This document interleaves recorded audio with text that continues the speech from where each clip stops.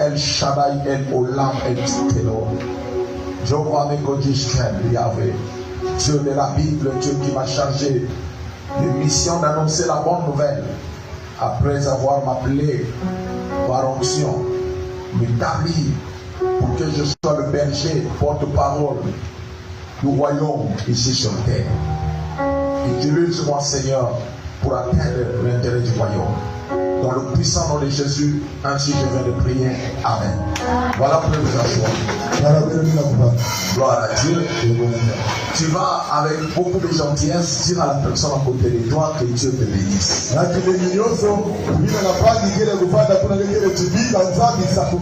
Alléluia. Gloire à Dieu. Que Dieu bénisse son peuple ce matin. Soyez vraiment bénis au nom de notre Seigneur Jésus-Christ. Gloire à Dieu, nous sommes en train de parler et aujourd'hui, par la grâce de Dieu, nous irons vers le déclin du Soudan qui est intitulé Comment trouver la solution auprès de Dieu. Dimanche passé, le Saint-Esprit nous avait expliqué clairement ce que nous devons connaître. Le Saint-Esprit, par ce même message, nous avait expliqué que la solution, ça se cherche.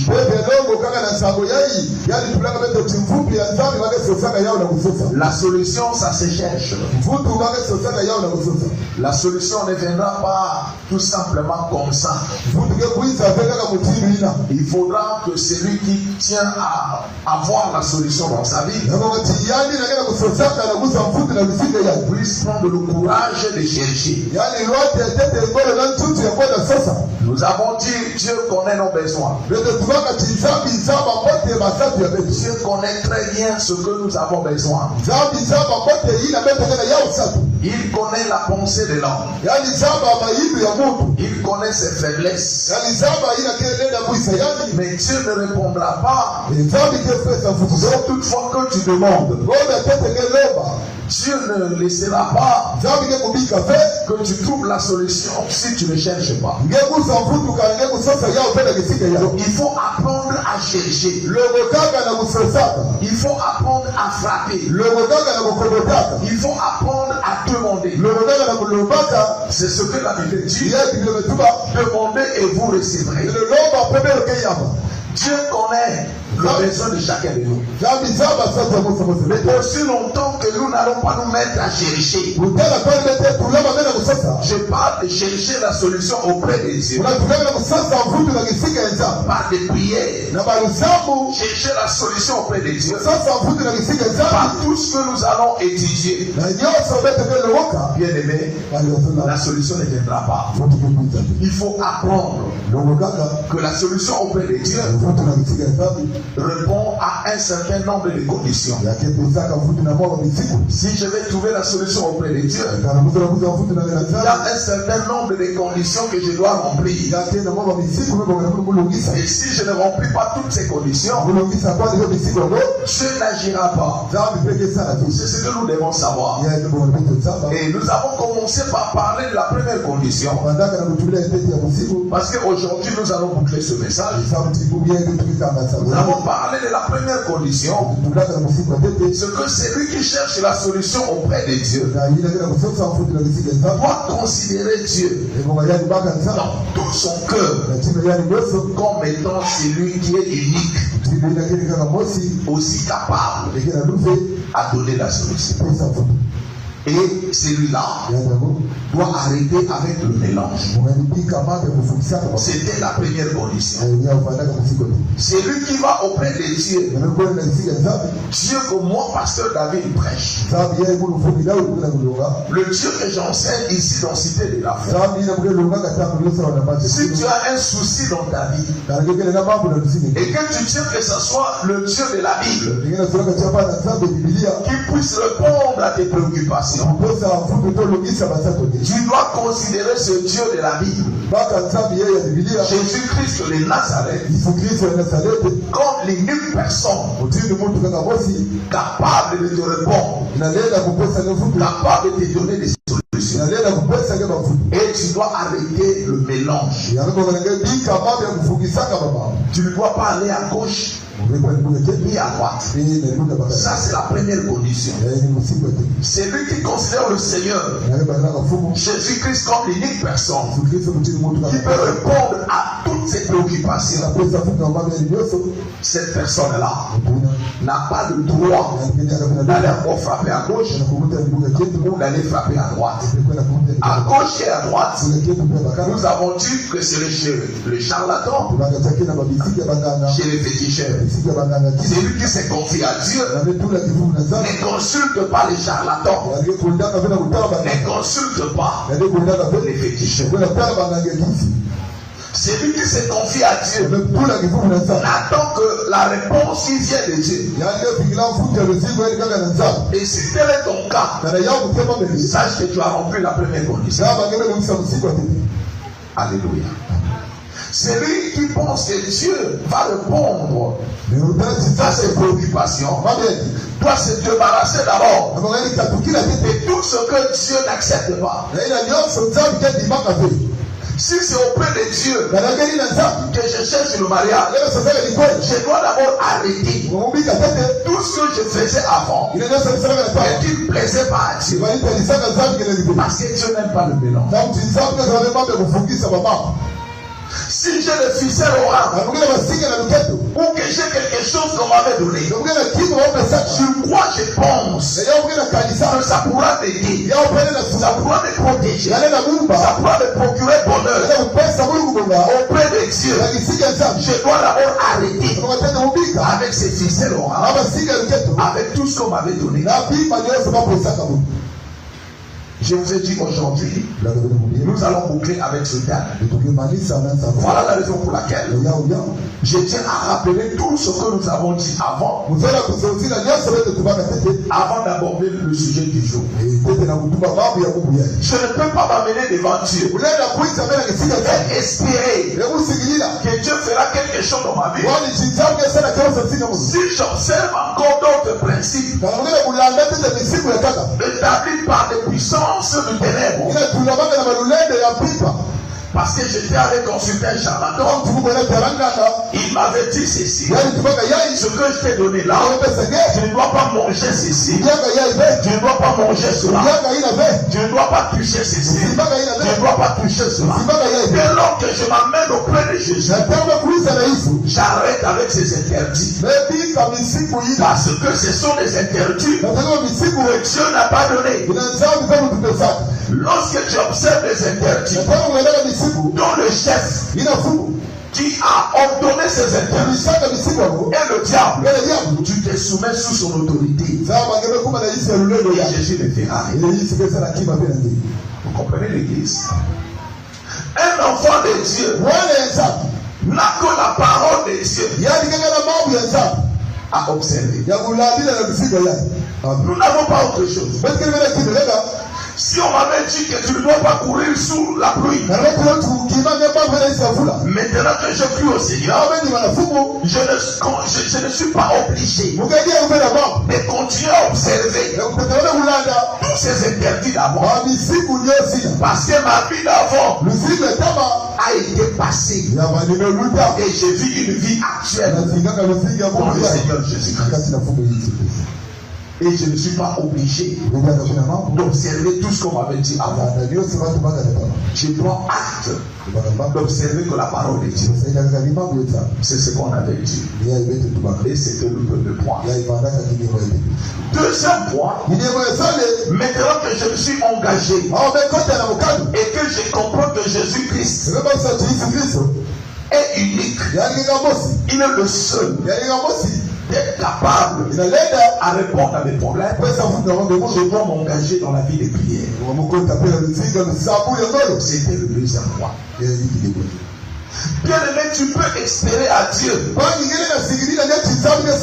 et que tu attends tout de lui, mais si tu ne pries pas, tu n'auras rien. Dieu connaît tes besoins et il attend voir comment tu vas t'exprimer devant lui pour qu'il donne la solution. Un enfant de Dieu qui n'a pas une vie de prière stable, malgré qu'il espère à Dieu, il n'aura rien. On n'attend pas la solution les bras croisés, mais on attend la solution dans la prière. C'est dans la prière que Dieu va commencer à répondre à tes préoccupations. Et ce ne sont pas des prières superficielles. Ce ne sont pas des prières de la mollesse. Mais ça doit être une vie de prière stable. Une vie de prière avec détermination. Je vais m'attarder d'abord là. Vraiment, je vais m'attarder. Parce que beaucoup de chrétiens ne prient pas. Leur vie de prière, ce n'est que quand ils sont à l'église. Et dès qu'ils rentrent à la maison, ils pensent que ce qu'il avait fait à l'église, c'est ça la vie de prière. La vie de prière est une vie individuelle. Donc tu es en train de développer et de consolider ton intimité avec Dieu. Et cette vie est considérée comme telle lorsque tu es en dehors de l'église. Parce qu'à l'église, nous disons à Dieu des prières collectives. Mais lorsqu'on quitte l'église, là maintenant on est dans un autre cadre. Et dans ce cadre-là, tu dois apprendre à parler avec Dieu. Tu dois apprendre à t'exprimer devant Dieu. Mais beaucoup de chrétiens n'ont pas une telle vie en dehors de l'église. Ils ne prient pas. Ils passent tout leur temps dans la distraction. Mais ils n'ont pas de temps de parler avec Dieu. La solution ne viendra pas. Tu n'as pas un temps où tu es seul et tu parles avec Dieu. Tu dois avoir un programme où tu es seul et que tu parles avec Dieu. Un programme de prière stable. Que Dieu puisse te répondre. Jésus a dit, demandez en vous, demandez et vous recevrez. Il a bien dit demander.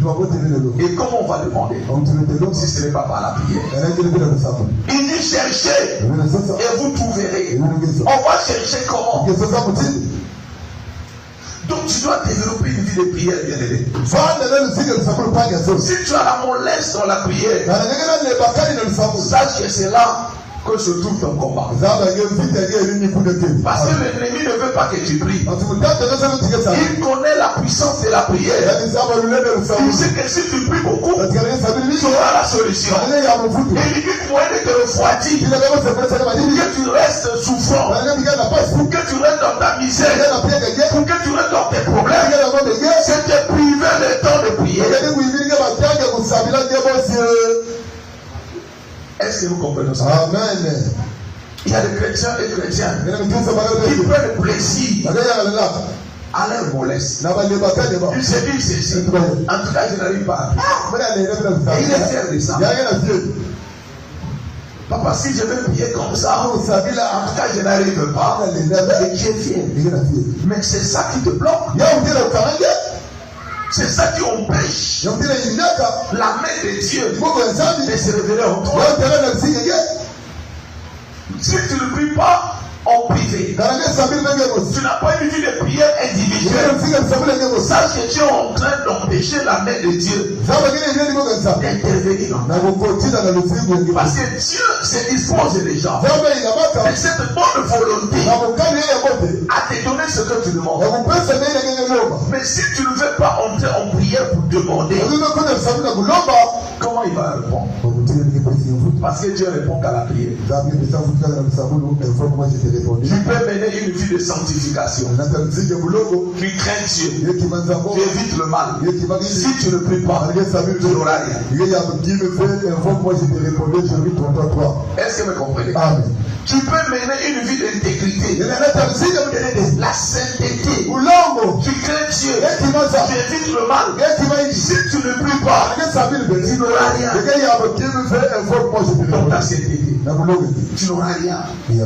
Parce que Dieu est un Dieu de principe. Dieu est derrière sa parole. Dès lors que lui-même avait déjà évoqué que tu dois demander. Si tu ne demandes pas, il te donne rien. Apprenons à prier. La prière n'est pas synonyme de rester un moment. Tu pries et puis tu t'arrêtes, tu dis j'avais déjà prié, maintenant je peux me reposer. Non, la prière est une vie. Tel que tu respires, tel que tu dois adopter la vie de prière. Tu as besoin de manger, tu as besoin de boire, tel que tu vis, tel que la prière aussi doit être considérée dans ta vie. Et tu dois vivre cette vie de prière si tu veux que Dieu te réponde. C'était le deuxième point. Troisième point, nous avons dit ceci. Il faut avoir la confiance totalement à Dieu.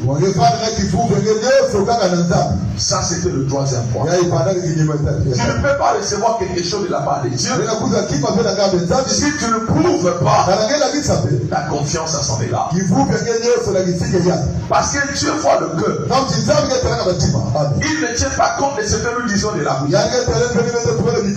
Dieu connaît qui a confiance à lui et qui n'a pas confiance. Il regarde ton cœur.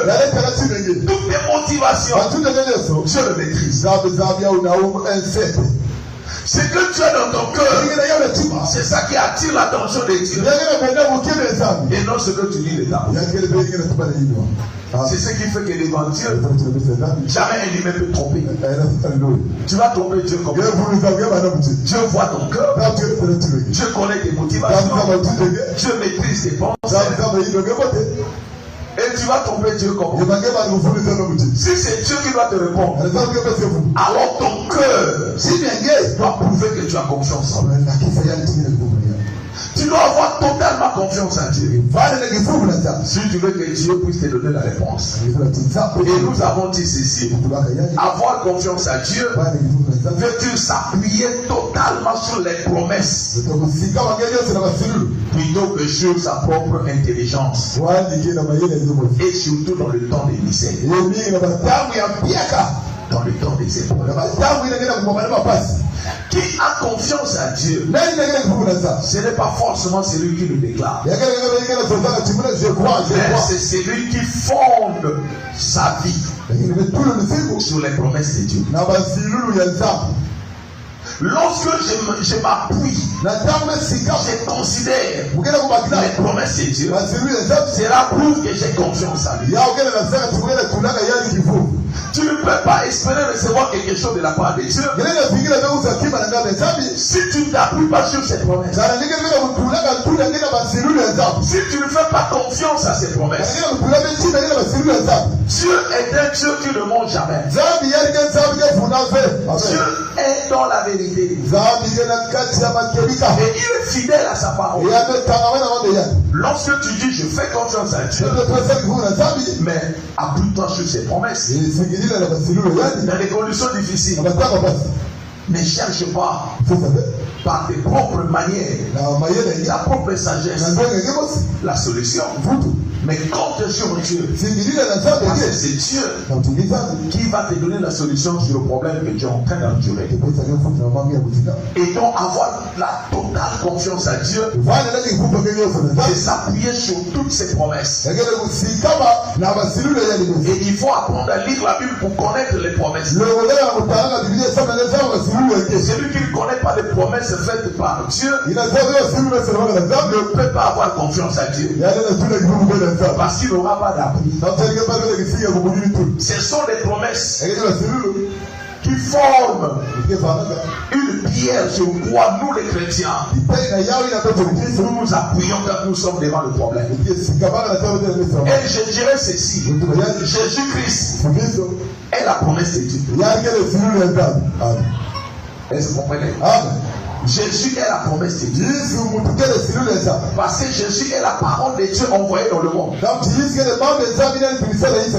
que celui qui fera confiance à cette parole soit sauvé dans n'importe quelle circonstance. Il n'y a pas un moyen que quelqu'un ici sur terre pourra utiliser pour s'en tirer dans n'importe quelle circonstance s'il ne s'appuie pas sur Jésus. Et c'est ce que nous devons réaliser. C'est ce que nous devons mettre à cœur de savoir. Et c'était le troisième point. Je suis allé vite parce que je vais vider ce message. Aujourd'hui, nous allons toucher le quatrième point et boucler avec ce message. C'est ce point qui fera le sous-thème d'aujourd'hui. Admettons que j'ai besoin d'obtenir la solution auprès de Dieu. Le Saint-Esprit, passant par ma bouche, nous a enseigné la procédure. Si nous ne respectons pas cette procédure, ça ne sera pas la faute de Dieu, mais c'est nous-mêmes qui ne voulons pas recevoir la solution de Dieu. Alléluia. Vous allez vous souvenir, une fois j'ai prêché ici, je vous avais donné l'exemple. Tu peux avoir des millions chez toi, mais si tu ne sors pas pour aller acheter quelque chose au grand marché, tu n'auras rien chez toi.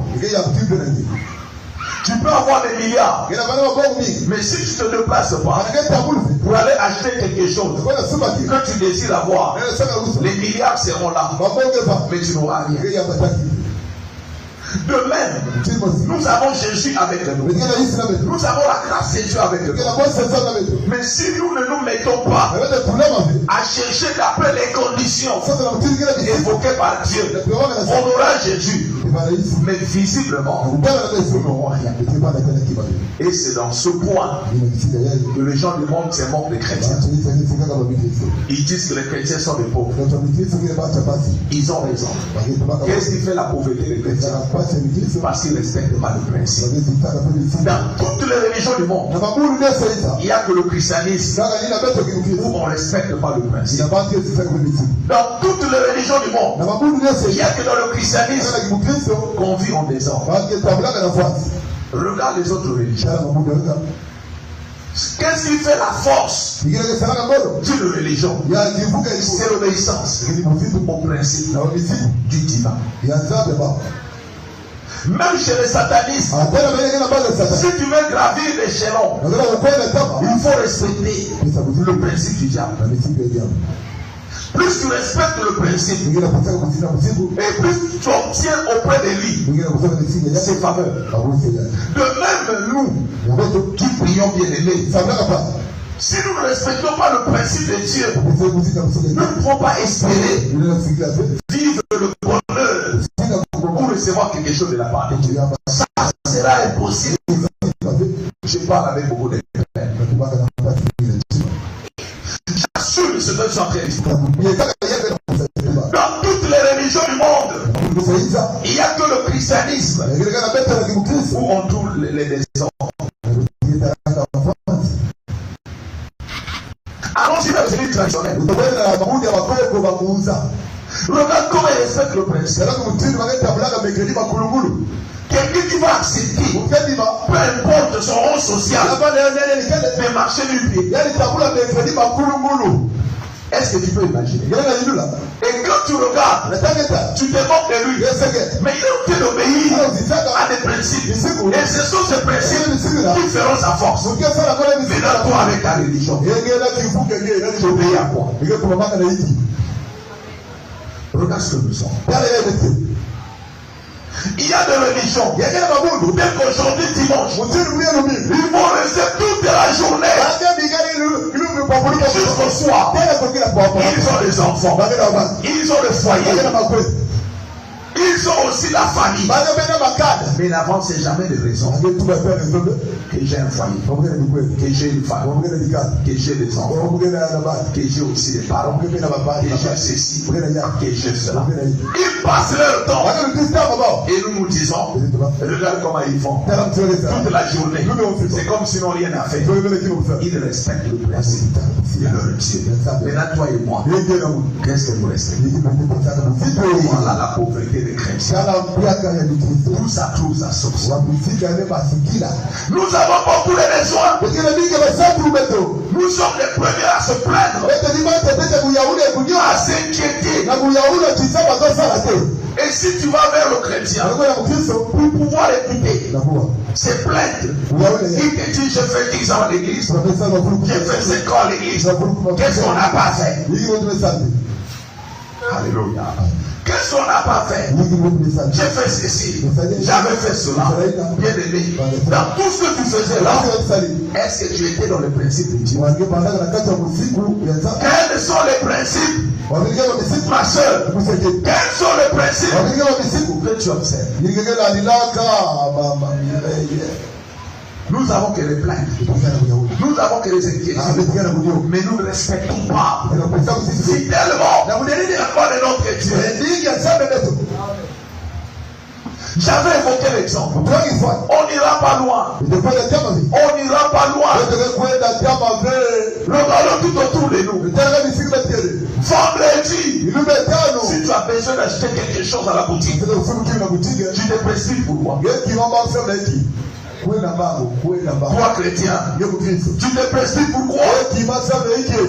Va vite acheter avant qu'on ferme des boutiques. Va vite avant qu'on ferme des boutiques. Pourquoi tu te précipites? Parce que tu sais que quelqu'un va respecter le principe de son Dieu.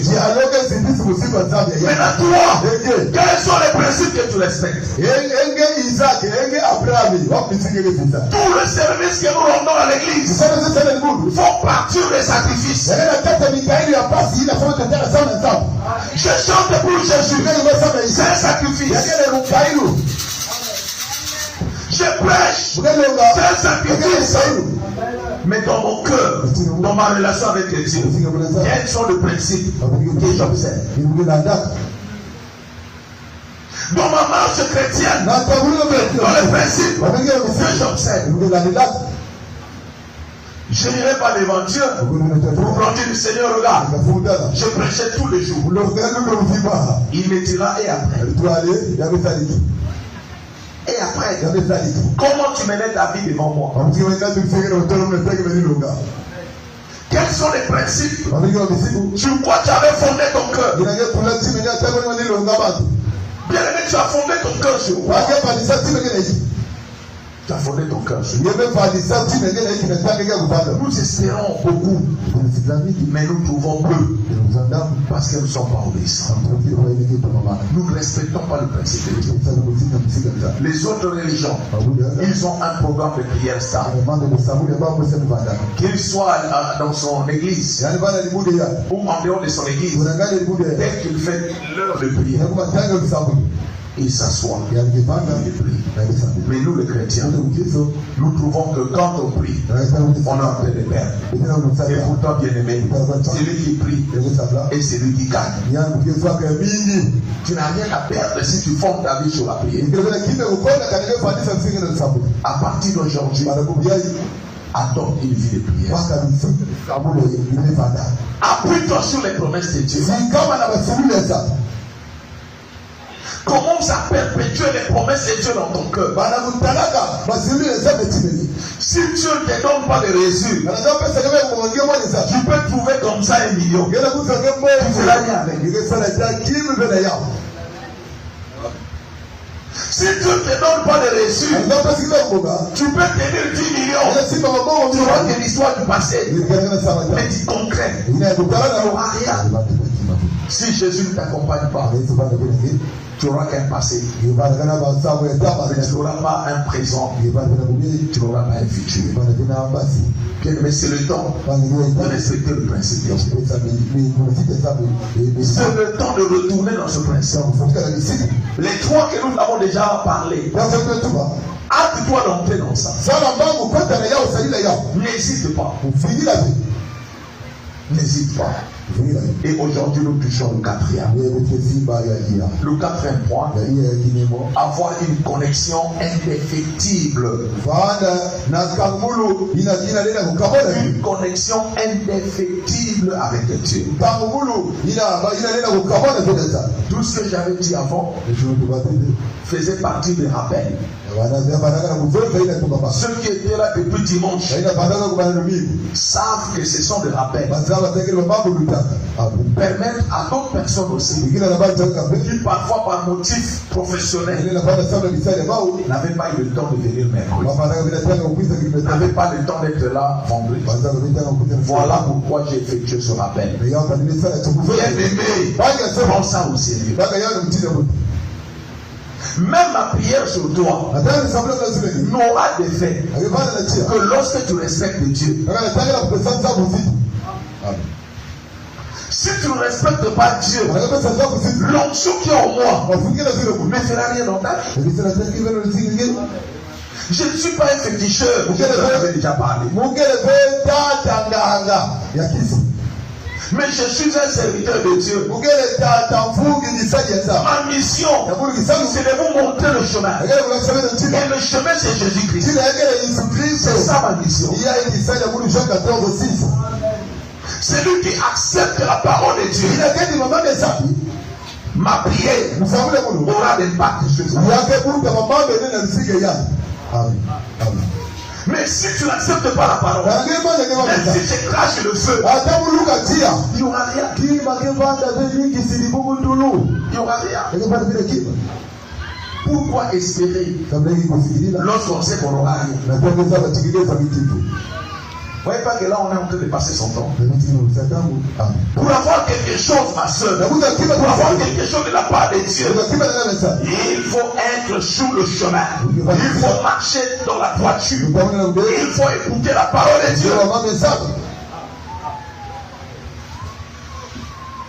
Mais si on ne veut pas marcher sur le chemin, on ne veut pas être dans la toiture, on ne veut pas faire la volonté de Dieu, on ne veut pas écouter sa parole, bien aimé, Dieu n'interviendra pas. N'interviendra pas. N'interviendra pas. Et à la fin, tu seras perdant. Perdant.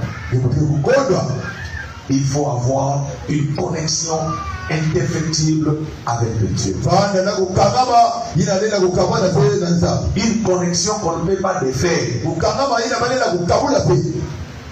Il faut avoir un lien avec Dieu.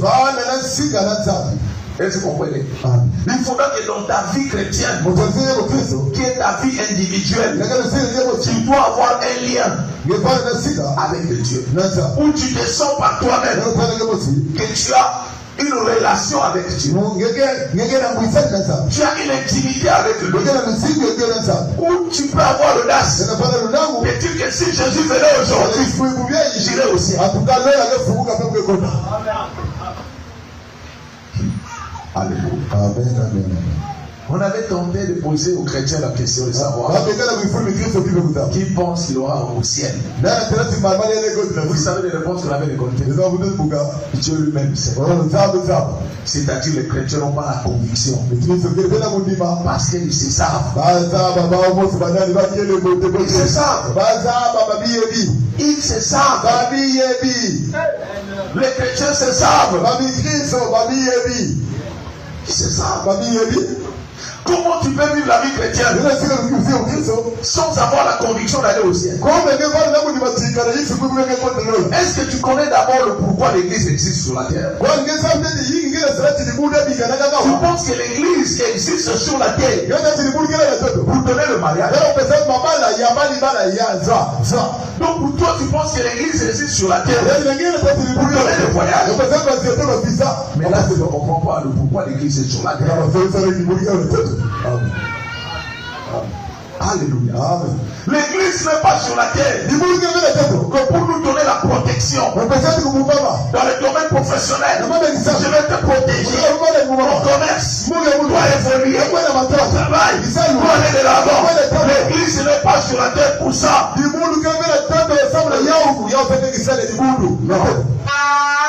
Merci ma soeur. L'église est sur la terre pour étendre le royaume de Christ afin de préparer les âmes pour aller au ciel.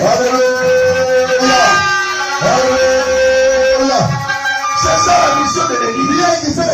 Étendre le royaume du Christ. Gagner les âmes. Préparer les âmes pour aller au ciel. C'est ça la mission de l'église. Les âmes qui sont gagnées, les âmes qui observent la parole, auront pour bénéfice la bénédiction matérielle, le voyage, la santé, l'élévation, la gloire.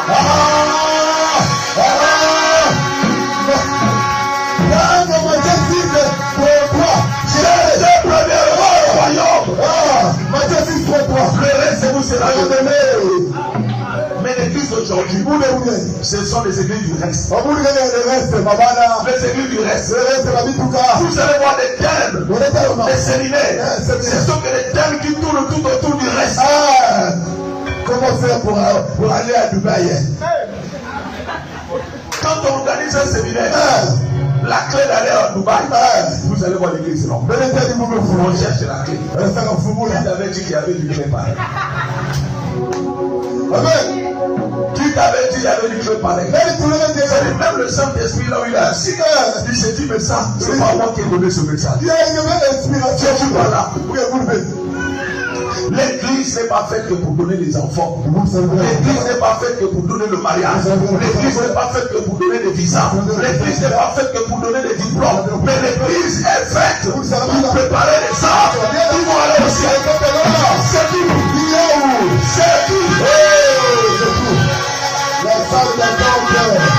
Et lorsqu'une âme a donné sa vie au Seigneur, pendant qu'elle est en train de se préparer pour aller au ciel, si la maladie a je guéris. S'il y a un problème, je donne la solution. S'il y a une difficulté, je reçois.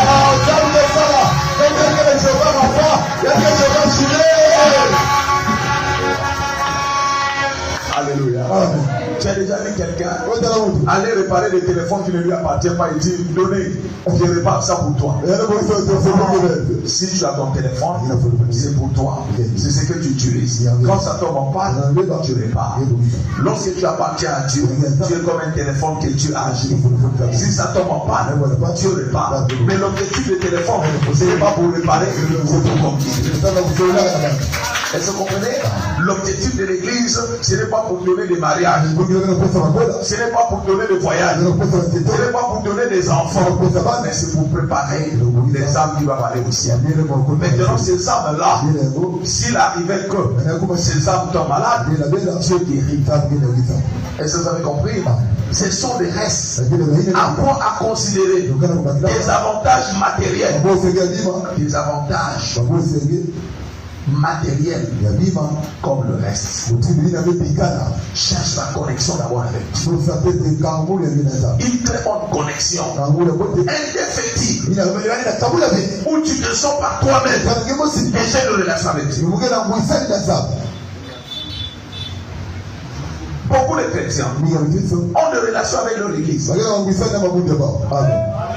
avec l'église. Ils se sentent engagés envers l'église. Mais ils n'ont pas l'engagement envers Dieu. Parce que celui qui est engagé envers l'église, quand il est hors de l'église, il vit sa vie. Aussi longtemps que personne n'a vu, il n'a pas de problème. Pas de problème. Est-ce que quelqu'un a constaté? Pas de problème. Oh, je suis toujours fait. Personne m'a vu. Là, tu as un engagement envers l'Église. Tu as un engagement envers les humains. Mais c'est lui qui a l'engagement envers Dieu. Même en dehors de l'Église, il se sent dans la présence de Dieu. Frère, il faut qu'il y ait une connexion. Il faut qu'il y ait un lien entre toi et Dieu. Même en dehors de l'Église, tu dois te sentir dans la présence de Dieu. Tu dois te sentir que tu n'es pas libre de faire n'importe quoi. Il y a un lien, il y a une connexion avec Dieu. Qui t'avait dit que moi, ton pasteur, j'étais ton Dieu? Parce que si ta bonté, ta piété, mais qu'une piété devant moi, alors laisse-moi te dire ouvertement, je ne suis pas Dieu. Je ne suis pas Dieu. C'est pas moi qui va te juger. Moi aussi je serai jugé comme toi. Ne cherche pas à paraître saint devant moi. Ne cherche pas la piété que devant moi. Mais cherche à être saint devant Dieu. À marcher dans la piété devant Dieu. C'est ça la connexion. C'est ça le lien que tu dois établir. Ne sois pas comme les scribes et les pharisiens qui cherchaient à convaincre tout le monde sur leur sainteté, sur leur piété. Jésus a dit ce sont des tombeaux.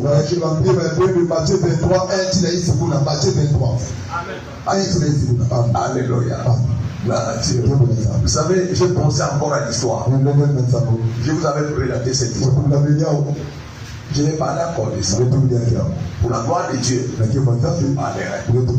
La première année que j'avais vu aussi, c'était un accident de voir le Seigneur avant la fête du 31 décembre.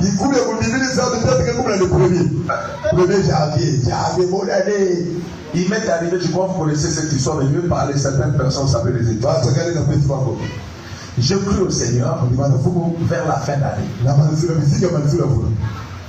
Alors que c'était proche des fêtes de Nouvel An. Et je sors de la ville païenne. À peine. J'arrive à l'église. 2 mois après, c'est la fête de bonne année. Nouvel An. Je ne suis pas encore ferme dans la foi. Je n'avais pas encore la maîtrise dans la foi. Et quand on arrive le 31, j'ai encore des amis païens. Je me suis dit non. Allez passer toute la nuit à l'église. Ça marchera pas. J'ai fui le 31 pour aller me retrouver avec mes amis païens. Le 31. Et puis le 31 est tombé, si je ne me trompe pas, c'était un certain vendredi. Puis le 1er janvier était un certain dimanche. Non, samedi. Et dimanche, le 2. Je suis allé pour moi vivre ma vie païenne. Maintenant, le 1er janvier, dimanche, samedi. Maintenant, dimanche le 2, je m'amène à l'église. Qui m'avait vu? Personne. Ni le pasteur, ni les frères de l'église. Je suis rentré à l'église. Comme l'environnement de l'église exige un certain comportement. Je suis rentré à l'église conscient. Vous allez m'asseoir comme si rien n'était.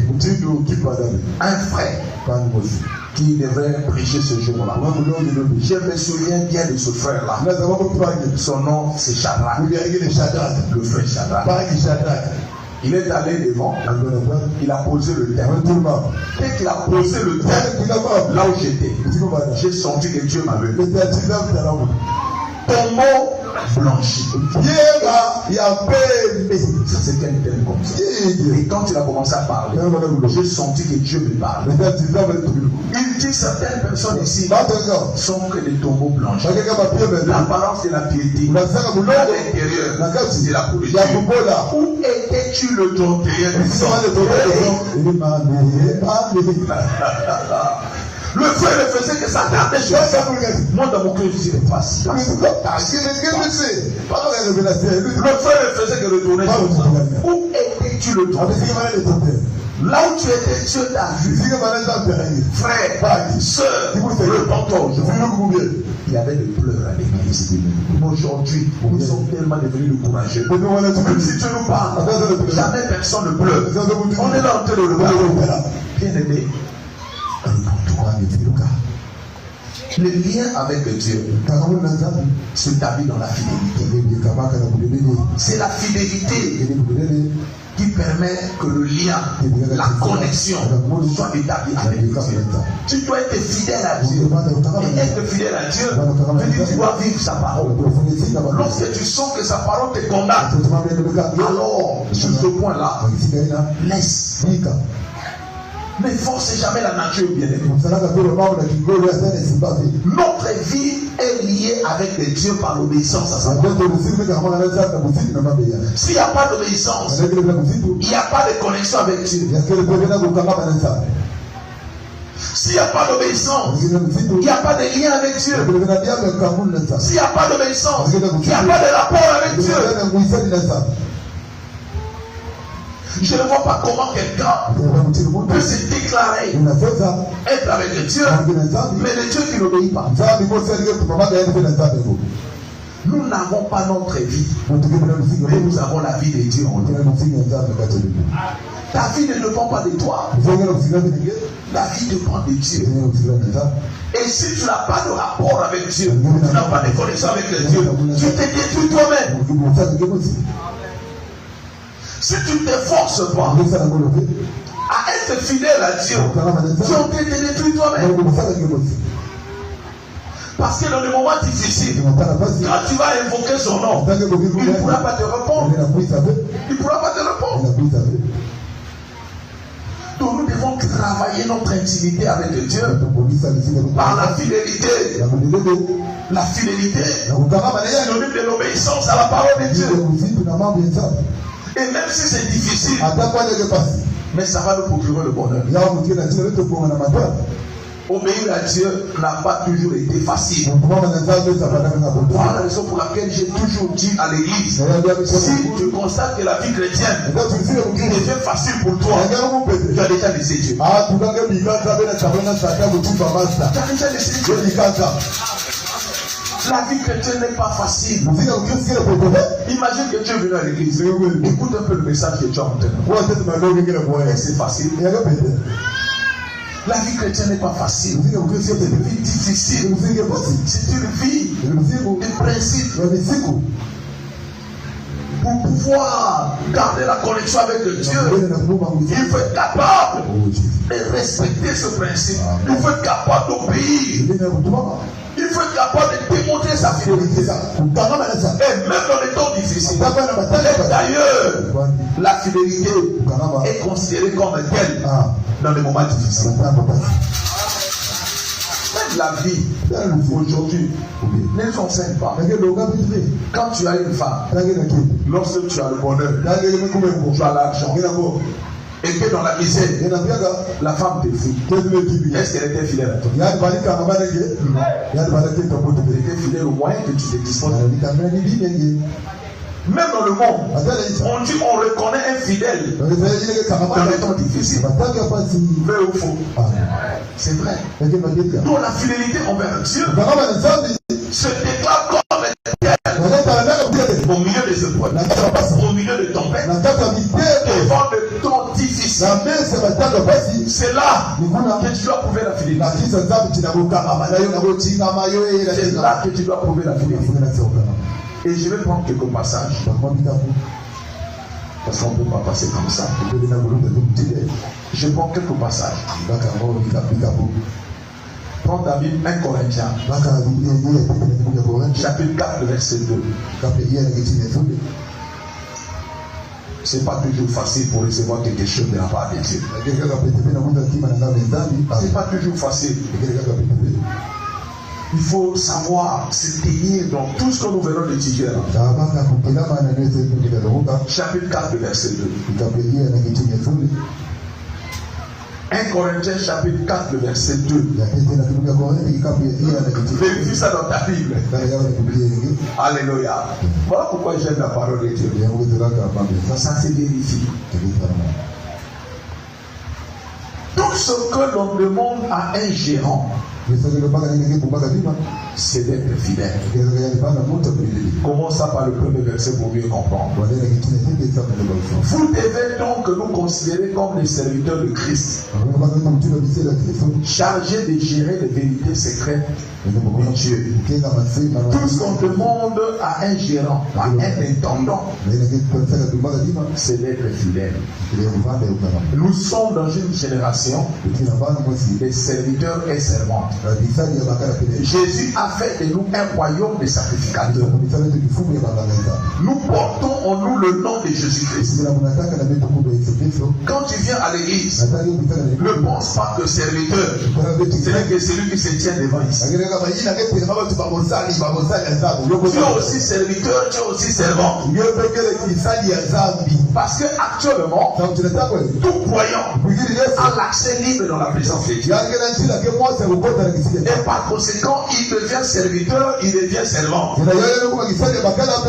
Jésus a fait de nous un royaume de prêtres,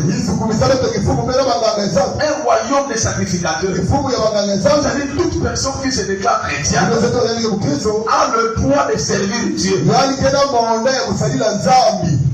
Et qu'est-ce que Dieu attend de toi? Qu'est-ce que Dieu veut voir en toi? Sinon la fidélité. La fidélité. Tu dois te montrer à Dieu que tu es fidèle. Pour que Dieu te donne ce que tu cherches.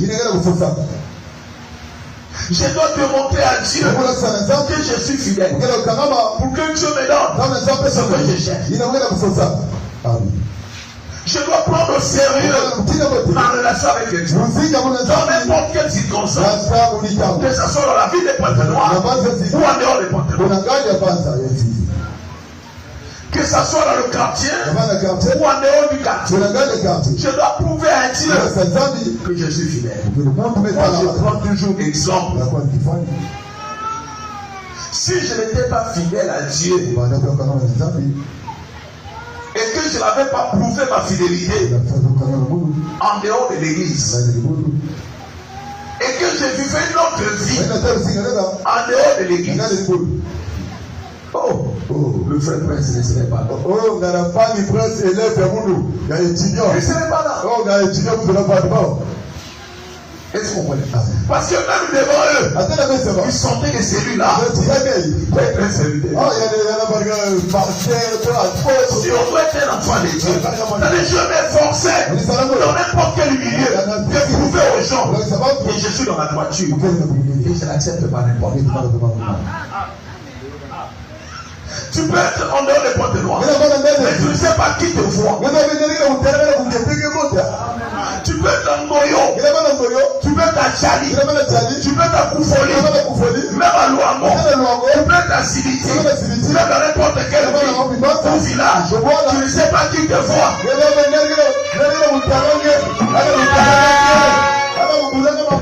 Tu ne sais pas qui Dieu va permettre qu'on puisse nous rencontrer. Il y a des personnes que nous croisons. Ce sont des personnes qui plus tard seront nos frères à l'église. Ah, merci frère. J'aime ça. Il y a des personnes, parfois que nous travaillons dans le milieu professionnel ensemble, mais nous ne savons pas. Un jour, elles seront des frères ou des sœurs. Toutes ces personnes-là, un jour, nous allons nous passer à l'église. Mais ce que nous affichons, c'est ça qui va témoigner si nous sommes des vrais fidèles ou nous sommes des faux. Quelqu'un peut venir à l'église, nous regarde tout simplement, qui est en train d'interpréter. Oh, cette église n'est pas ça. J'essaie de prier ici. Tout simplement parce qu'il connaît le frère en dehors de l'église. On peut inviter quelqu'un. Parfois il vient de village. À peine arrivé à Pointe-Noire. Mais toi quand tu es allé au village, tu as fait n'importe quoi. Tu dis si l'église n'est pas ici. Et quand on invite la personne va te regarder. Il faut passer ce celui-là. C'est ça votre pasteur. Laisse tomber. Dis, plus jamais ne me vis dans cette église. Mais qu'est-ce qui ne va pas? C'est un pasteur qui est bon. C'est un pasteur qui est trop en bas. Et c'est qu'il avait fait au village. Nous ne savons pas ce que l'avenir nous réserve. Tu peux être dans un milieu, tu penses que personne ne te voit. Mais les personnes qui te voient là peuvent un jour devenir des frères et des sœurs. Et tu passes devant ici, tu commences à chanter. Ah? Non, c'est la chante. C'est lui la chante. Mais c'est que l'église là, leur pasteur est aveugle. Le pasteur là ne voit pas. Bien aimé, nous devons faire très attention dans notre relation avec Dieu. Nous devons faire très attention. Nous ne savons pas ce que l'avenir nous réserve. Nous ne savons pas les personnes que nous allons rencontrer. J'ai un exemple et je ne peux pas m'en passer. Avec le temps est passé. Je vais m'arrêter.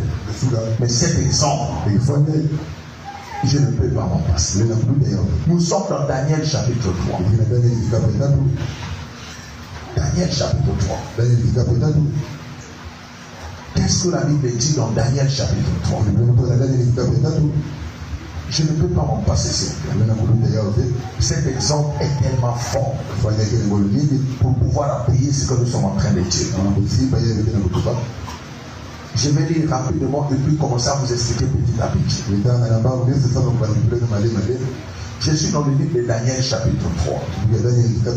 Je prends d'abord le verset 1 jusqu'au verset 2. Le roi Nabuchodonosor fit construire une statue d'or de 30 mètres de haut et de 3 mètres de large. Chez toi, on a parlé de coudées. Mais ici, on donne le mètre. 30 mètres de haut et 3 mètres de large. Et il ordonna qu'on la dresse sur la plaine de Doua, dans la province s'il vous plaît, de Babylone. Ensuite, il envoya des messagers convoquer les satrapes,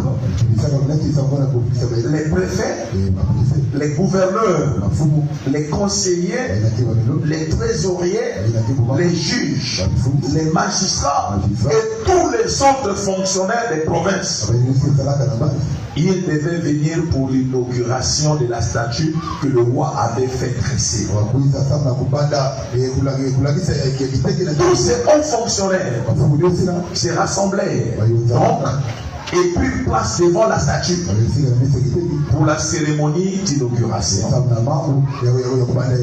Le maître de la cérémonie cria d'une voix puissante: gens de tout peuple, de toutes nations, de toutes langues, écoutez l'ordre que voici.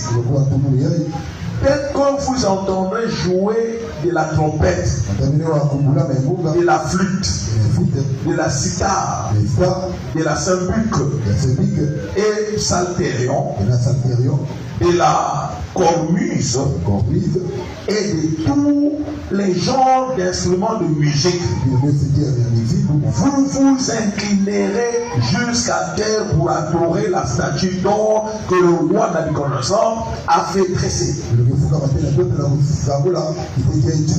Si quelqu'un refuse de s'incliner et de l'adorer, on le jettera immédiatement dans la fournaise où brûle un feu intense. Chez toi, fournaise ardente. Ainsi donc, dès que les gens de tout peuple, nations et langues entendurent jouer de la trompette, de la flûte, on a cité tout instrument, ils s'inclinèrent jusqu'à terre et adorèrent la statue d'or que le roi Nabuchodonosor avait fait dresser. Aussitôt après, quelques Babyloniens vinrent accuser les Juifs. Ils s'adressèrent au roi Nabuchodonosor et lui dirent: l'homme dit au roi, Sa Majesté le roi lui-même a donné l'ordre suivant: tout homme devra s'incliner jusqu'à terre pour adorer la statue d'or. Dès qu'il entendra jouer de la trompette, et on a cité cité les autres instruments. Si quelqu'un refuse de s'incliner et d'adorer la statue, on la jettera dans la fournaise où brûle un feu intense. Eh bien, Majesté, les Juifs, Shadrach, Meshach et Abednego, à qui tu as confié des postes dans l'administration de la province de Babylone, n'ont pas pu tenir compte des trésors de ton ordre. Ils refusent de servir tes dieux et d'adorer la statue d'or que tu as fait dresser. Très en colère, Nabuchodonosor ordonna qu'on lui amène Shadrach, Meshach et Abednego. Lorsqu'ils furent présents, le roi leur demanda: est-il vrai, Shadrach, Meshach et Abednego, que vous refusez de servir mes dieux et d'adorer la statue d'or que j'ai fait dresser? Vous allez entendre de nouveau jouer de la trompette, de la flûte. On a cité les instruments. Êtes-vous prêts maintenant à vous incliner jusqu'à terre pour adorer la statue que j'ai faite? Si vous refusez, vous serez jeté immédiatement dans la fournaise où brûle un feu intense. Quel de Dieu pourra alors vous lâcher en quoi? Écoute la réponse. Shadrach, Meshach et Abednego répondirent: ô roi, majesté, nous ne voulons pas essayer de nous justifier. Sache toutefois que notre Dieu, le Dieu que nous servons, est capable de nous sauver. Oui, il nous arrachera de la fournaise et de ton pouvoir. Et à supposer qu'il ne le fasse pas, sache bien que nous refuserons quand même de servir tes dieux et d'adorer la statue d'or que tu as fait dresser. Vous irez lire jusqu'à la fin. Ils étaient jetés dans le feu. Écoute le verset 21. Aussitôt on ligota ces 3 hommes, vêtus de leur costume d'apparat, pantalon, tunique et bonnet, et on le jeta dans la fournaise, conformément à l'ordre catégorique du roi. On avait surchauffé la fournaise, et dans ta version c'est 7 fois. Lorsque les soldats allèrent jeter Shadrach, Meshach et Abednego dans le feu, ils furent eux-mêmes tués par les flammes.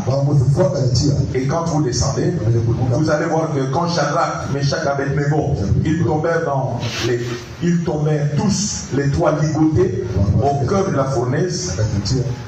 Le feu n'avait rien fait, n'avait pas d'impact, il ne s'était même pas brûlé. Par contre, une 4 personnes se présentaient et c'était la présence de Jésus. Laissez-moi s'il vous plaît vous expliquer cette histoire. Et nous allons terminer par là. Qu'est-ce que nous parlons? D'avoir une connexion indéfectible avec Dieu. Tu dois te sentir que tu es connecté avec Dieu, même dans ton travail. Tu dois te sentir que tu es connecté avec Dieu, même à l'école.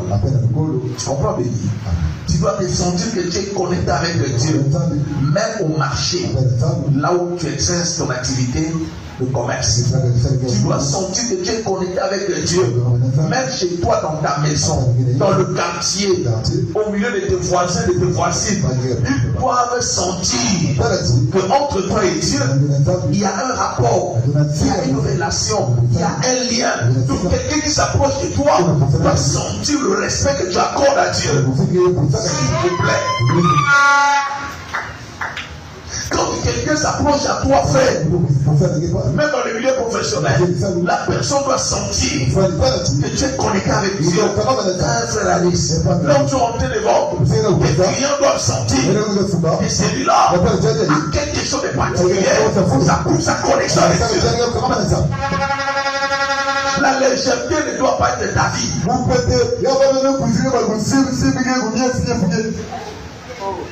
Tu peux être au milieu de gens qui disent n'importe quoi. Mais tu ne dois pas te permettre par ta bouche de dire la même chose.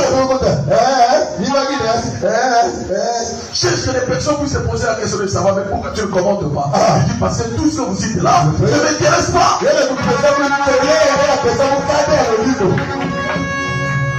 Les gens sont dans un sujet de bêtises. Toi, tu es dans le même sujet.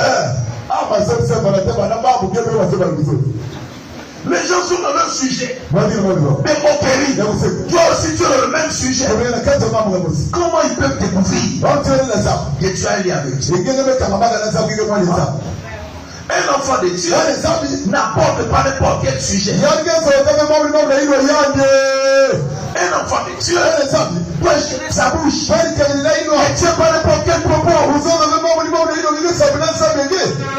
Les gens insultent toi aussi tu insultes. Les gens critiquent toi aussi tu critiques. C'est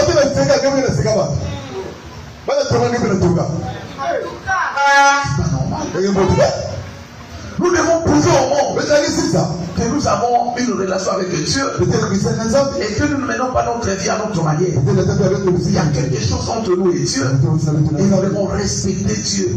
Ceux qui s'approchent de nous doivent respecter aussi Dieu. Est-ce que toi tu veux changer le comportement d'un musulman? Lorsqu'il s'appelle pour prier, tiens avec ton argent, il va te vendre. Mais pourquoi nous sommes comme ça? Un chrétien est capable d'arrêter la prière pour répondre au téléphone. Tu es devant Dieu et tu pries. Tu regardes le téléphone. Tu trouves que l'appel provient de quelqu'un. Tu dis tu fais confiance. Tu arrêtes d'abord la prière. Et tu dis à Dieu, arrête-toi d'abord. Tu n'es pas assez important. Mais il y a quelqu'un qui te dépasse. Qui m'appelle maintenant. Tu prends le téléphone. Et Dieu aussi à genoux. Mets-toi debout. Ne reste pas à genoux. Parce que tout ce que tu fais est nul. Allô, tu m'as coupé, j'étais en train de prier. Tu sais que j'étais en train de prier. Parce que cette année, j'ai pris beaucoup. Homme de prière, femme de prière. Quand tu finis, tu vérifies d'abord qu'il a coupé. C'est alors que tu ramasses le Dieu que tu as rejeté. Tu places devant. Seigneur, je te présente ma situation. Qu'est-ce que tu es en train de faire? Qu'est-ce que tu es en train de faire? Un message entre dans le téléphone, j'arrête la prière. Tu es en train de chercher le message. Bien-aimé, nous ne sommes pas sérieux. Nous ne sommes pas sérieux. Nous ne sommes pas sérieux. Amen. Quand vous allez voir les chrétiens répondre à des appels, même à l'église. Je suis encore à l'église. Je suis encore à l'église. Bigo, coupez, appelle-moi après. Je suis encore à l'église. Après, tu te plains, pourquoi tu ne me réponds pas? Tu ne respectes pas. Tu il va te répondre pourquoi? Il va te répondre. Et comme si cela ne suffisait pas, envoie seulement le message. Je vais dire, là, je ne vais pas répondre. Et dès qu'on envoie le message, comme aujourd'hui, nous utilisons des téléphones. Quelqu'un va penser que tu es en train de lire. Or là, ce sont des messages.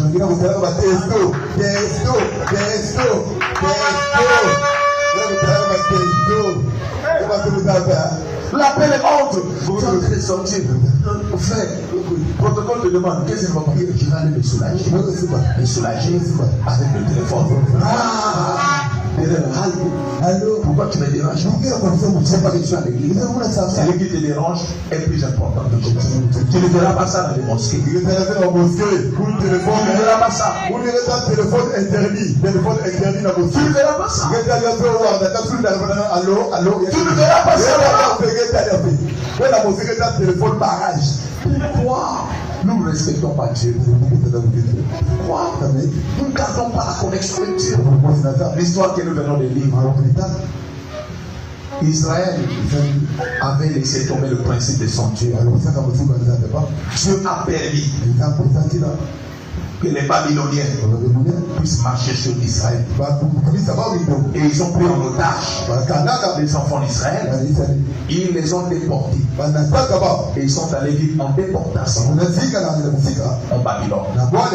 Les enfants d'Israël, les enfants de Dieu, sont en déportation. Et pendant qu'ils étaient en Babylone, le roi a ordonné, parmi les esclaves que nous avons déportés, trouvez ceux ceux qui sont issus des familles nobles. C'est-à-dire ceux qui sont des enfants de ceux qui ont l'argent. Ceux qui ont une vie stable. Pourquoi on les éduque? D'après notre tradition, on les initie et on les intègre pour qu'ils puissent nous servir. Et on a cherché les enfants issus de familles nobles. On a retrouvé 4.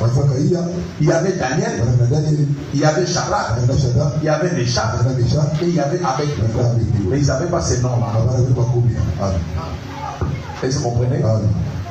Alors, qu'est-ce qui est arrivé? Shadrach, Meshach et Abednego sont parmi les enfants d'Israël. Ils sont appelés à observer la loi de leur Dieu pour permettre qu'il y ait connexion avec Dieu. Ils connaissaient la loi de leur Dieu. Ils sont le type de chrétiens aujourd'hui. Parce que toi et moi, nous connaissons la parole de Dieu. Même lorsque nous commettons des erreurs, nous faisons exprès.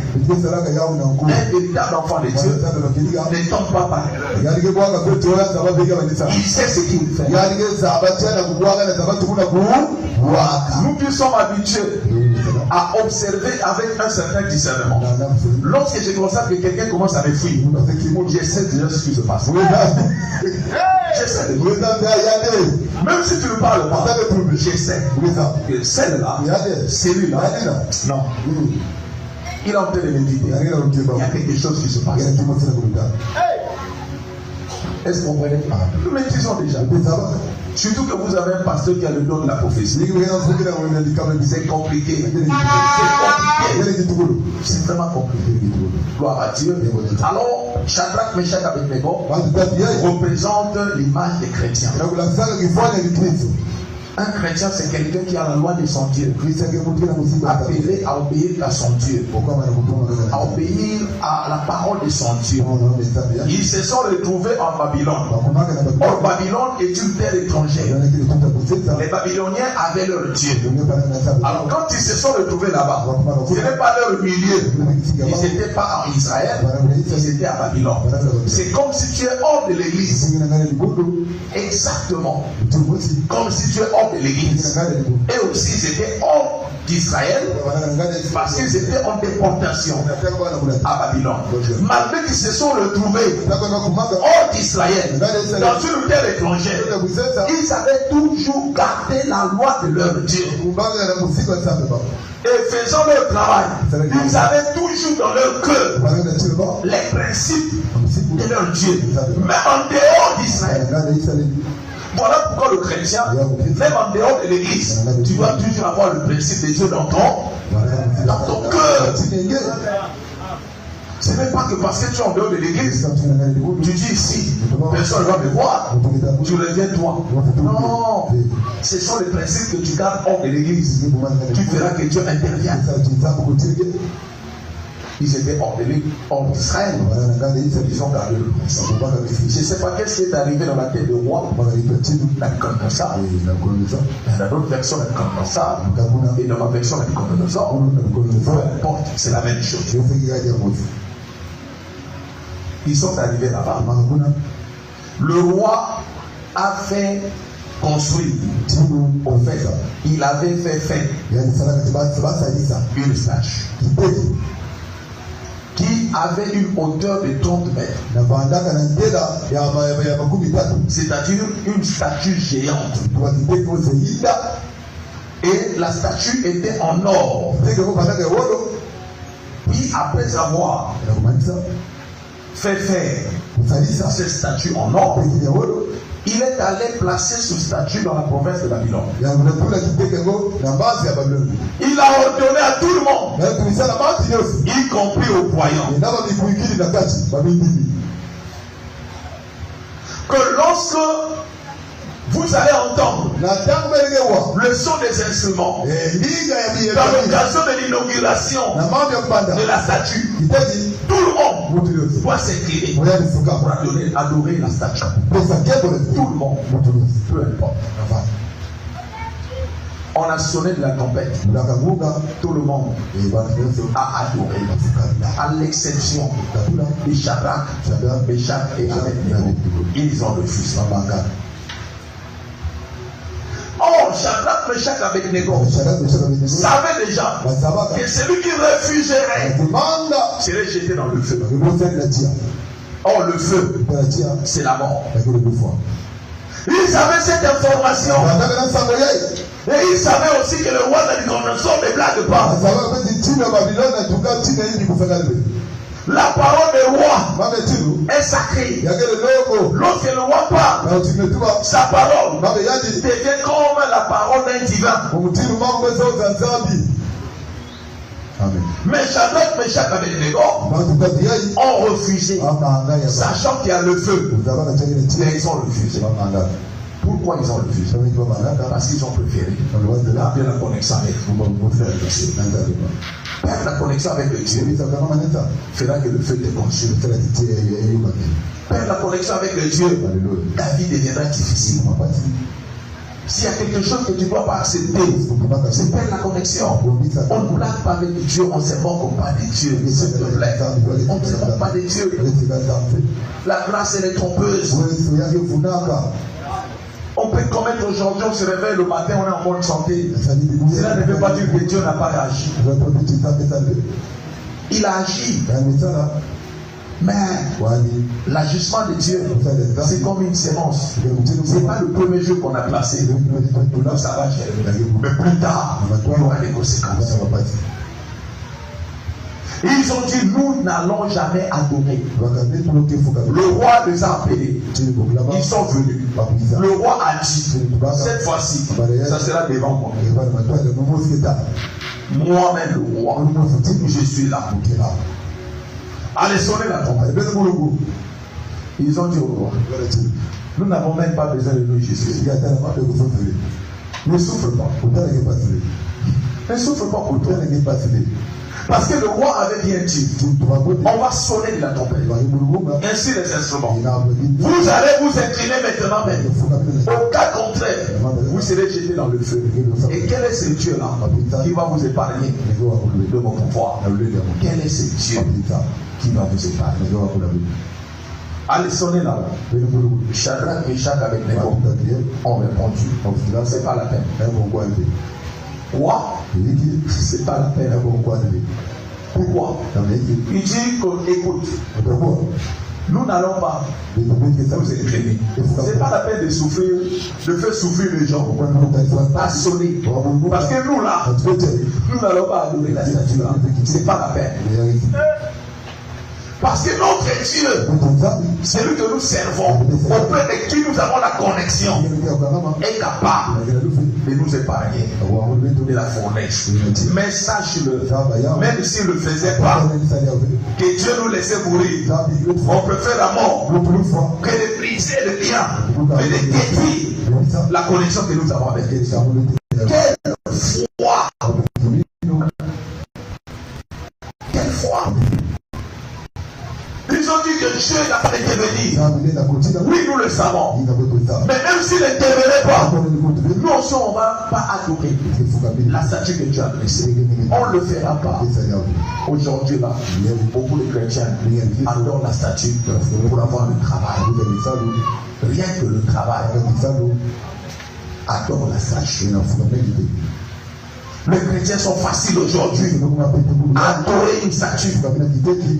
Tout simplement pour un avantage matériel. Et la statue dont je parle ici, ça pourrait être un miracle. Qui te propose quelque chose, tu sais très bien. Et si je le fais, je serai en adversité avec Dieu. Mais tu fais quand même. Parce que tu as besoin d'argent. Tu as besoin d'argent. Mais est-ce que tu as laissé ta relation avec Dieu? Oui, tu es arrivé à la fin du mois. Tu vas payer le loyer. Tu n'as pas de choix. Mais où est-ce que tu as placé ta relation avec Dieu?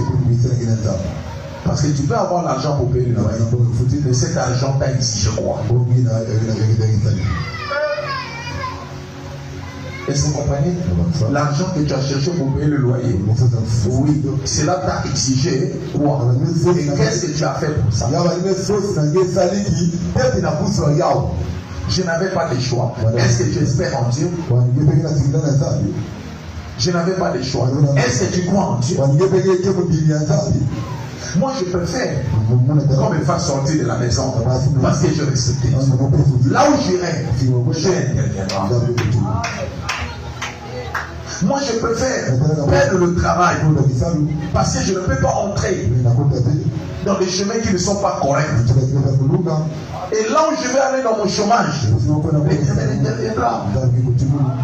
Je ne peux pas garantir mon poste dans le travail en acceptant le mal.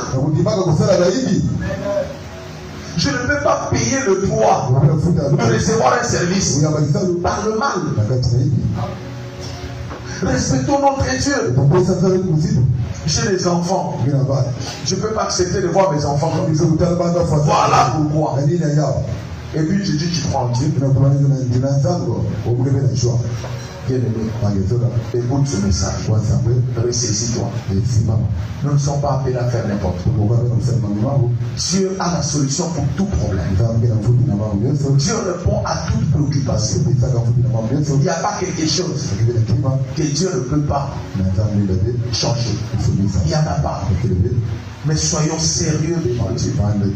Montrons à Dieu que nous espérons en lui. Montrons à Dieu par la prière que nous croyons en lui.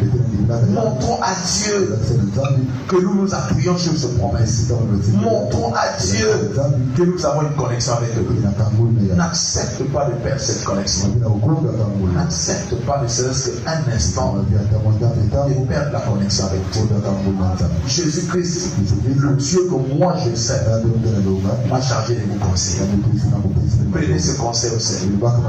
Il y a encore beaucoup de choses que Jésus veut faire dans ta vie. Dans le plan divin, il y a beaucoup de choses que Dieu va faire. Mais l'ennemi cherche à te désorienter, à t'amener loin de Dieu. Et quand tu seras éloigné de Dieu, ta vie deviendra difficile. Honore Dieu, respecte Dieu, les portes s'ouvriront d'elles-mêmes. Jésus est le maître des opportunités. Il est le maître des opportunités. Il y a des choses que je ne peux pas vous dire parce que là ça passe en direct. Ça peut blesser certaines personnes qui suivront. Est-ce que vous comprenez? Alléluia. Je dirais ça quand ils vont enlever le trait. Prenons très au sérieux.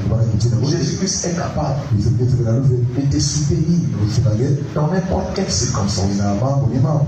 Même si ça paraît être beaucoup plus grande que toi, la situation qui se présente devant toi, plus difficile. Oui, c'est difficile devant toi, mais pas devant Jésus-Christ. N'accepte pas de perdre ton intimité avec Dieu pour gagner le bien du monde. N'accepte pas. Je vous avais donné le témoignage. J'ai retrouvé la personne qui était venue me voir. Je vous avais dit qu'on m'avait proposé combien? Combien? 365 millions. Bon, imaginons, même si nous disons tout simplement 50 millions, ça fera sourire n'importe qui. 365 millions. On m'a dit, si tu es d'accord, on passe aux choses sérieuses. Est-ce que je n'avais pas besoin d'argent? Vous pensez que 365 millions, c'est peu de choses? C'est à peu près le tiers des milliards. Vous savez ce que ça peut faire? Mais j'avais d'abord le souci. Je me suis dit, où est-ce que je vais placer Jésus? Où est-ce que je vais placer le Dieu qui m'a fait sortir des liens, de la misère, et qui est en train de m'emmener vers son royaume pour que je sois établi définitivement cette relation. Parce que 365 millions, pour ceux qui ne voient pas, ne peuvent pas comprendre. Cela veut dire une année. Si tu n'as pas le discernement, tu tombes sur ça. Voilà la raison pour laquelle tout ce que je suis en train de dire maintenant, ce sont des conseils. Ne sois pas quelqu'un qui construit sa vie tout autour des matériels. Ne sois jamais matérialiste. La vie matérielle tombe un piège. Si tu es trop matérialiste, tu tombes dans le piège. Imagine si j'avais un rêve à l'époque d'avoir ceci, d'avoir cela. J'allais dire, tu peux aussi prendre. Est-ce que vous comprenez? Et c'est beaucoup d'argent. Je vais faire ma vie, les gens vont me voir. Je vais acheter ceci, je vais acheter cela pour ma gloire. Et après cette gloire, je vais voir la suite. À quoi bon de gagner tout le bien du monde? Si c'est ton âme que tu vas perdre. Je pouvais prendre aussi. J'ai construit la vie de mes enfants. Je leur laisse l'héritage des villas, des immeubles. Et puis si je veux mourir, je meurs. Mais comme l'argent est venu de l'ennemi suivant mes enfants, il faut savoir que l'héritage que tu laisses à tes enfants, si la source c'est le diable, quand tu meurs, le diable va suivre tes enfants. Tes enfants vont payer le prix. Ça sera insensé de voir que si je touche au fétiche, c'est pour arranger la vie de mes enfants, même si je meurs. Le diable va suivre tes enfants. Ils ne vont pas payer le prix. Regarde aujourd'hui l'héritage de ceux qui ont utilisé l'argent maléfique. Les enfants commencent à vendre des parcelles, commencent à vendre, et ils sont devenus de malheureux. Est-ce que vous comprenez? N'accepte pas l'offre que quelqu'un te propose. Si derrière cette offre-là, il y a une adversité que tu vas créer avec Dieu. Si cela va briser la relation avec Dieu, n'accepte. J'ai pris mon téléphone, je voulais répondre. La réponse n'allait pas faire du bien. J'allais lui dire ceci. Écoute-moi très bien. Monsieur que je ne connais pas de nom. Parce qu'ils avaient commencé d'abord par me proposer des prix. Oh non, nous avons une réunion à Jules. Viens. Nous avons une réunion à Michitel. Viens à 12 heures. Tu auras des relations ainsi de suite. Ils ont envoyé les évangélistes. Aujourd'hui, au lieu d'aller évangéliser, nous avons la mollesse. Mais le diable évangélise. Dans le milieu professionnel, le diable évangélise. Je connais un de mes amis. Je crois que si je cite son nom ici, nous sommes à l'internet, Frère Prince peut connaître le monsieur. Parce qu'à l'époque, là, le monsieur en question était encore. Il était mort à cause de ça. Parce qu'on m'avait dit déjà, ton collègue tel, vous travaillez ensemble, il est aussi avec nous. Pourquoi il venait chez moi? Parce que lorsqu'on croit au Seigneur, nous avons une étoile qui brille. Sache que le Seigneur a fait briller ton étoile. Tu vas réussir. Ne vis pas comme un désespéré. Tu vas réussir. Tu réussiras. Donc, parce que j'ai un cœur ouvert. Je déclare, je veux votre réussite. Je veux que notre église, que nous ayons un parti. Je veux notre église, que nous ayons des conditions. Que lorsque nous sommes là, une personne dise, moi je vais faire le plafond de l'église. L'autre personne, moi je vais faire le carreau. Nous allons faire ceci. C'est-à-dire qu'il faut qu'il y ait des gens qui ont des moyens. Et ça sera toi. Et Dieu va donner le moyen. Car moi je vous enseigne de marcher dans la voiture. N'acceptez pas n'importe quoi. N'acceptez pas. Comme si cela ne suffisait pas. Ils attendaient leur grand maître. Même mon exemple aussi, c'est un exemple d'attachement avec Dieu que je suis en train de prêcher. Comme Shadrach et Meshach avec lui. Nous sommes toujours dans la Bible. Quand les gens disent n'importe quoi, je me moque, je dis ils cherchent à connaître le pasteur David, quel est ton secret. Mon secret, c'est Jésus-Christ. Parce que si c'était question d'accepter n'importe quoi, j'accepterais. Parce qu'on m'avait déjà proposé. Qui n'a pas besoin de gloire, qui n'a pas besoin de pouvoir, qui n'a pas besoin de relation, qui n'en a pas besoin. Mais Jésus est plus grand que n'importe qui sur terre. Jésus compte dans ma vie, ne plus même mon père biologique. Il faut m'approcher pour comprendre comment j'aime Jésus. Ce ne sont pas des blagues. Ce ne sont pas des blagues. Et donc le grand est venu. Il a donné son numéro de MTN. Je voyais parce que quand il a envoyé sa photo, il Il avait une bague là. J'ai essayé un peu de zoomer la bague. Et j'ai analysé la bague. C'est alors que j'ai vu que malgré qu'ils ont camouflé, mais c'est une bête avec 2 corps. La bague. Il me dit, appelle-moi et on passe aux choses sérieuses, je suis à point de moi. Le représentant de cette confrérie en Afrique, et c'est un Ivoirien. Et c'est cet Ivoirien-là qui était là à porte de moi. Ces jours-là qui m'avait envoyé ce message. Appelle-moi pendant que je suis là. Personne ne peut t'offrir 365 millions. Tout simplement parce que tu as adhéré. Si ce n'est pas nous. Appelle, on passe aux choses sérieuses. 365 millions. Il faut aller avec un sac. Imagine. Si je n'avais pas la foi en Jésus, je prenais. Et je vous dis ceci. Ce n'est pas donné à tout le monde. Si c'était une autre personne, elle prenait. Malgré qu'elle est chrétienne. On connaît ceux qui ont laissé le christianisme et qui sont dans d'autres religions. Parce qu'on leur a proposé tout simplement une voiture. Vraiment, une voiture. Quand tu vas laisser Jésus à cause d'une voiture, vraiment. La voiture, c'est comme un vêtement que tu portes. Si tu as déjà avec, ça ne compte pas. Ça, la valeur que le jour que tu achètes. Mais après, ça va se créer l'habitude. Et puis ça devient un instrument de rien. Ça ne compte plus. Et c'est à cause de ça que tu vas redonner Jésus. À cause de ça, Jésus est capable de faire beaucoup de choses. N'accepte pas n'importe quoi. N'accepte pas. Jésus est vivant. Ta vie est meilleure. Il y a encore le bonheur devant. Que Dieu te bénisse. Toi qui as suivi ce message, Jésus chantera.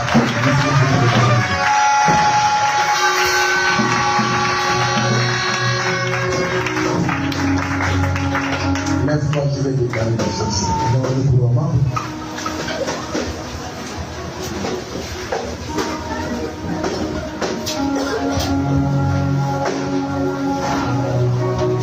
Jésus changera ta vie. Jésus est d'accord que tu sois stable. Il est d'avis que tu réussisses. Mais respect.